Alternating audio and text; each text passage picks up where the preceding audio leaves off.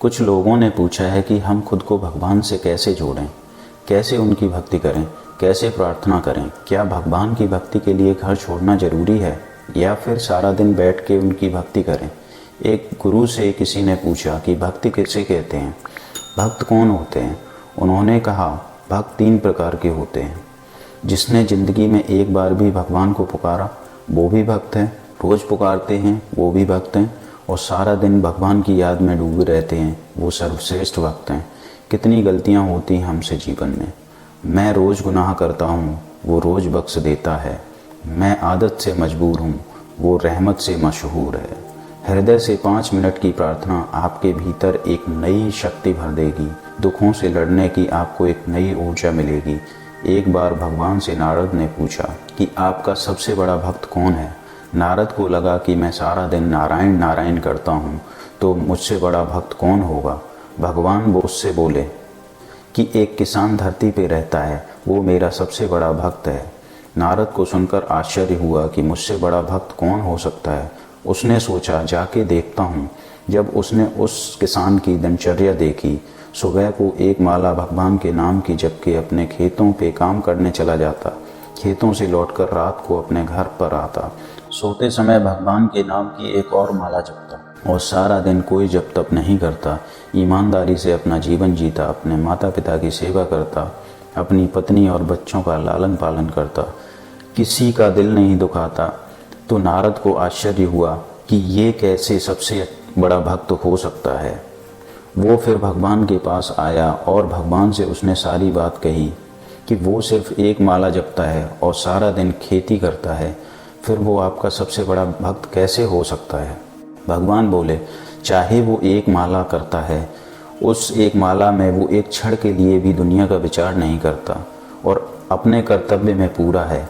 यदि हम भी सिर्फ 5 मिनट के लिए भगवान को हृदय से पुकारें तो उस 5 मिनट का असर हमारे जीवन पर रहेगा। पर ध्यान रखिए, उन 5 मिनट में दुनिया का 1 सेकंड के लिए भी ख्याल ना करें, दुनिया की तरफ ध्यान न जाए। वो पूरे 5 मिनट सिर्फ भगवान को ईमानदारी से समर्पित होने चाहिए। आपका जो अभी जीवन है उसको आप नोटिस करिए और थोड़े दिन बाद सिर्फ 5 मिनट भगवान को दीजिए और कुछ दिनों बाद आप देख पाएंगे कि आपकी ज़िंदगी में कैसे बदलाव आए हैं। जो शक्ति, जो ऊर्जा मिलेगी उसका एहसास आप खुद कर पाएंगे। ऐसा नहीं कि भगवान की पूजा करने के लिए आपको धार्मिक होना चाहिए। मनुष्य मात्र अगर परमात्मा को 5 मिनट के लिए धन्यवाद दे, अरे हमारी तो इतनी ताकत भी नहीं कि खुद से सांस भी ले सकें, वो सब परमात्मा ने सुविधा दी है।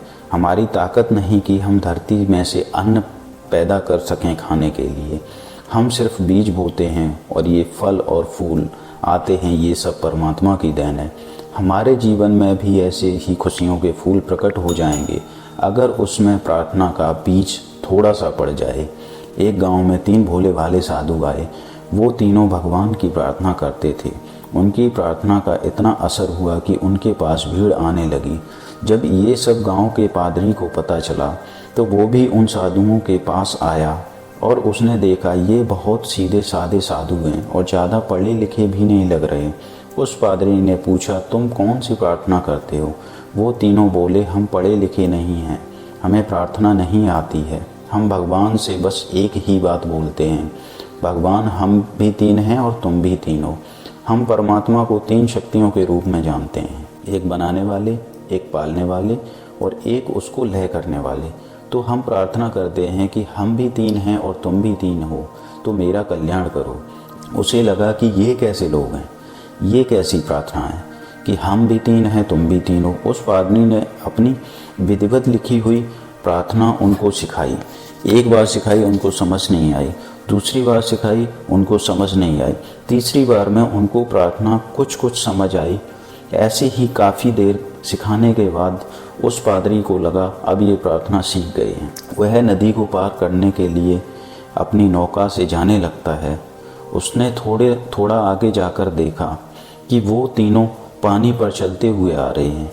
वो तीनों आकर बोले, धन्यवाद, आपने प्रार्थना सिखाई पर आपकी प्रार्थना तो हम भूल गए, फिर से सिखाओ।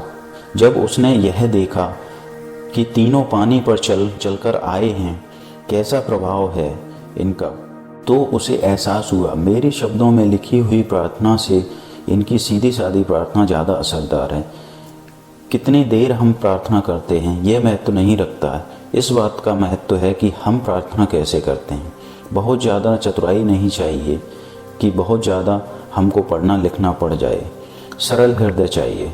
चतुराई चौपट करे, ज्ञानी होता खाए, भोले भाले भक्त को प्रभु जल्दी मिल जाए। तो यदि ईमानदारी से हम प्रार्थना के 5 मिनट अपने जीवन में जोड़ लें तो विश्वास रखना आप अपनी ज़िंदगी को कई गुना बेहतर पाएंगे। आप अपने जीवन में दिव्य ऊर्जा का अनुभव करेंगे। आपको लगेगा कि हाँ, भगवान है मेरे साथ। अगर आप चिंता करते हैं तो अभी आप वो प्रार्थना नहीं सीखे हैं। आपकी प्रार्थना में आपका विश्वास नहीं है।